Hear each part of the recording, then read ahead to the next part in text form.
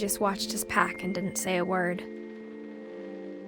Until supper, when she raised her glass and said, "To our final night together, and all our final nights apart." Grandma, you know what I said about alcohol. Some of your medications are very Edith, specific. I left a present for you in the hallway. Why don't you go open it? The grown-ups have to argue now. I'm sorry, you're right. We're all leaving tomorrow. Let's just enjoy our last... I'm not leaving. Edith, you're excused.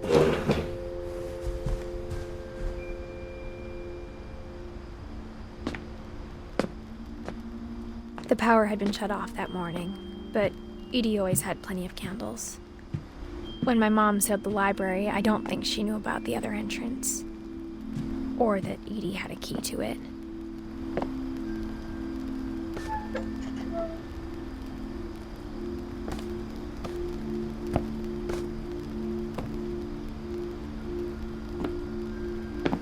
That thing you're afraid of isn't going to end when you leave the house. Edith has a right to know these stories. My children are dead because of your stories. I think it's best if Edith and I leave tonight. We'll have the nursing home send a van for you in the morning, okay? Dear Edith, there's so many stories I wish I could tell you, but there's only time for one. This is about what happened on the night you were born. That night, the tide went way, way out. It was the first and last time I ever saw the old house aground. There'd been an earthquake out in the middle of the ocean. They called it the lowest tide in 1,000 years. God, it smelled awful. You know, I've seen that house every day of my life.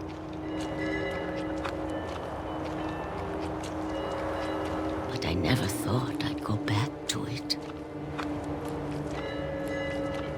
When the fog rolled in, I lost my way.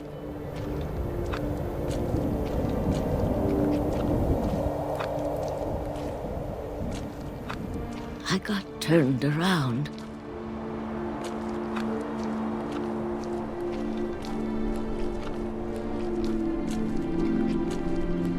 I started seeing things.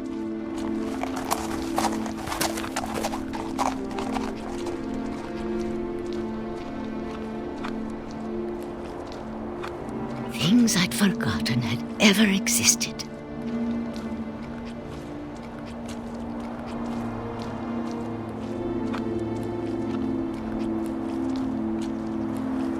But when I saw them, they felt like old friends.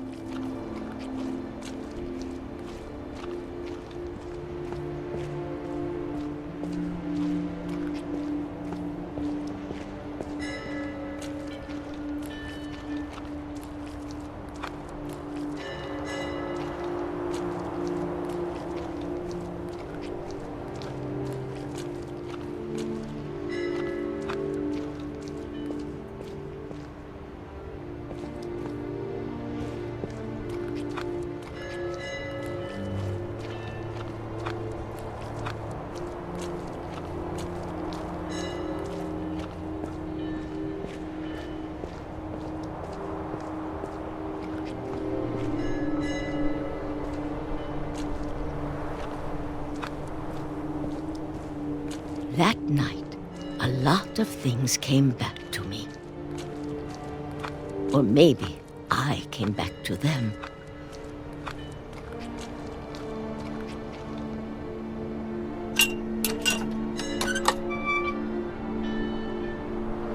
Things I can't explain, but that I need you to try and... Edith, what are you doing in here? It's mine! Edith! Mom, you're gonna rip it! Let go! I kicked and screamed, but Mom dragged me to the car.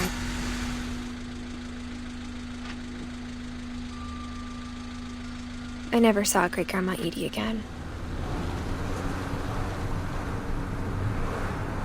The next morning, the van came to pick her up, but she was already gone. After that, we moved around a lot.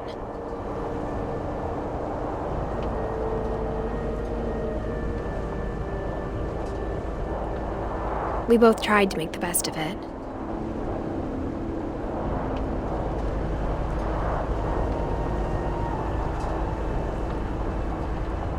A few years went by.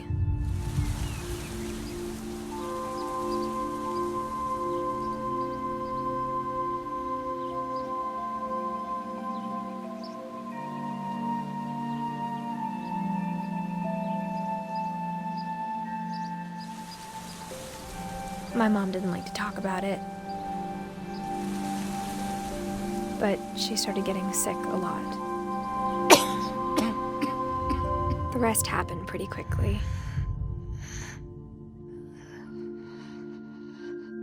She got better for a while, and then she didn't.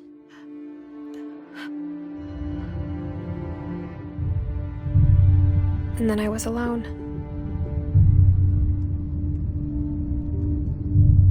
The last finch left alive.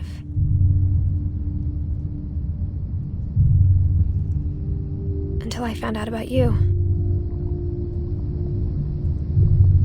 I'm still not sure what to tell you about all this. If we lived forever, maybe we'd have time to understand things.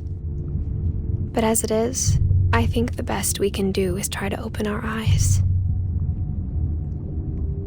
And appreciate how strange and brief all of this is. This journal was supposed to be for you. But now I hope you'll never see it.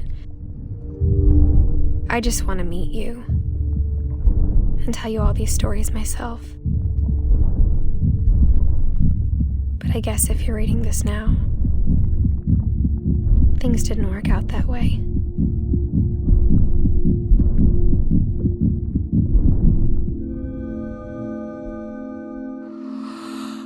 This is where your story begins. I'm sorry I won't be there to see it. It's a lot to ask, but I don't want you to be sad that I'm gone. I want you to be amazed that any of us ever had a chance to be here at all. Good luck.